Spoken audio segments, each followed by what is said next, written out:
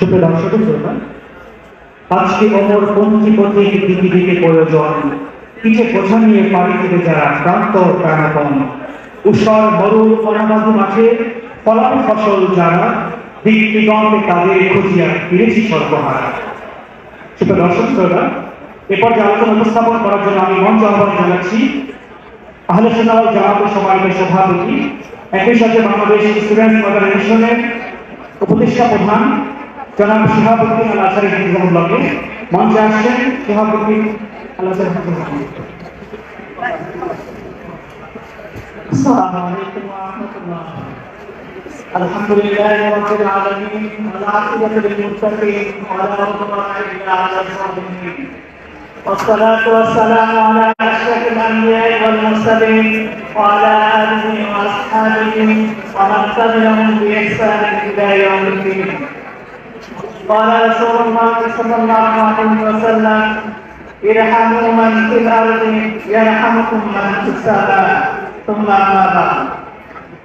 Bangladesh student organisation কর্তৃক আয়োজিত আজকের এই বরকতময় ইফতার অনুষ্ঠানে প্রধান অতিথি হিসেবে উপস্থিত আছেন আমাদের সকলের পরম শ্রদ্ধাভাজন বাংলাদেশ স্টুডেন্ট অর্গানাইজেশনের সম্মানিত পৃষ্ঠপোষক ও বাংলাদেশ দূতাবাস কায়েম মিশরের মাননীয় রাষ্ট্রদূত মহোদয় জনাব মনিরুল ইসলাম স্যার। উপস্থিত আছেন বাংলাদেশ দূতাবাস কায়েম মিশরের বিভিন্ন স্তরের দায়িত্বশীল বৃন্দ। উপস্থিত আছেন ইতিহাসের সম্মানিত উপদেষ্টা মন্ডলীর সদস্যবৃন্দ।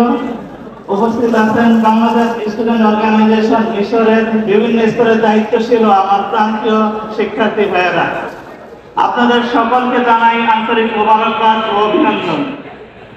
বিশেষভাবে কৃতজ্ঞতা জ্ঞাপন করছি 2022-23 সেশনের ইতিহাদের সম্মানিত সভাপতি জনাব নজিব শাওকি ভাই সহ ইতিহাদের সকল স্তরের দায়িত্বশীল ভাইদের প্রতি, যাদের অক্লান্ত পরিশ্রম ও মহান আল্লাহ তাআলার বিশেষ অনুগ্রহের মাধ্যমে আজকের এই বরকতময় ইফতার মাহফিলের আয়োজন করার সুযোগ হয়েছে। আলহামদুলিল্লাহ। বড়দের কথা মেনে চলা বড়দের সম্মান করার অন্তর্ভুক্ত, তাই বড়দের আদেশ রক্ষার্থে এখানে দাঁড়িয়েছি।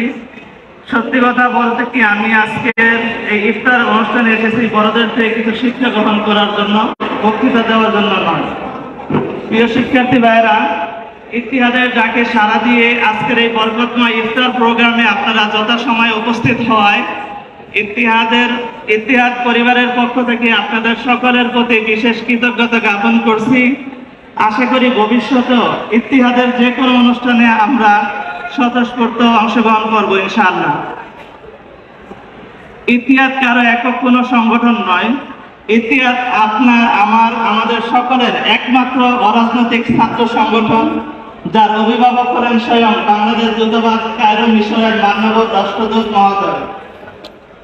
যখন ইতিহাদের কোনো অনুষ্ঠানে উপস্থিত হই, তখনই মনে পড়ে যায় তাদের কথা, যাদের অক্লান্ত পরিশ্রম ও সৎ উদ্যোগের ফলে 2005 সালে গঠিত হয় বাংলাদেশ স্টুডেন্ট অর্গানাইজেশন কায়রো মিশর নামক এক অরাজনৈতিক ছাত্র সংগঠন। 2005 থেকে 2023 সাল পর্যন্ত বাংলাদেশ স্টুডেন্ট অর্গানাইজেশনের যে সকল সদস্যবৃন্দ ইন্তেকাল করেছেন, আমি তাদের আত্মার মাগফিরাত কামনা করতেছি। সাথে সাথে মহান আল্লাহর দরবারে দোয়া কামনা করছি, মহান আল্লাহ পাক যেন তাদের সকলকে জান্নাতুল ফেরদাউস নসিব করেন। আমিন। আলহামদুলিল্লাহ।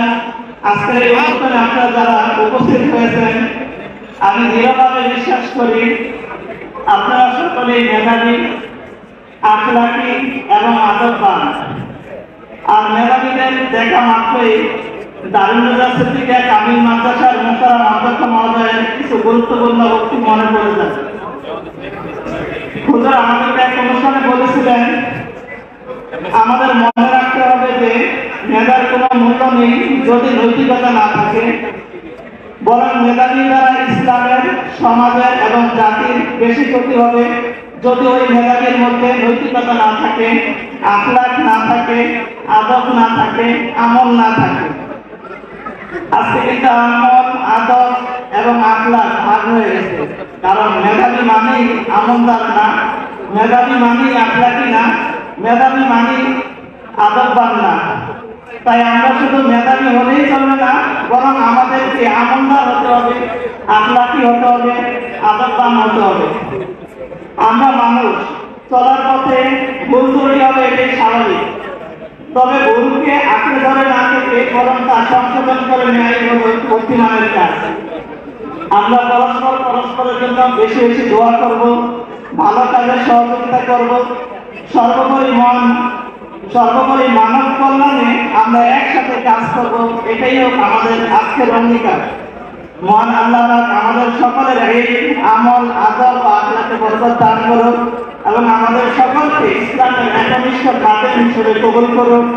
সর্বোপরি আজকের এই ইফতার প্রোগ্রাম বাস্তবায়নে যারা অর্থ দিয়ে, শ্রম দিয়ে, বুদ্ধি দিয়ে সহযোগিতা করছেন, তাদের সকলের নেক হায়াত কামনা করে আমি এখানে শেষ করছি। আসসালামু আলাইকুম ওয়া রাহমাতুল্লাহ।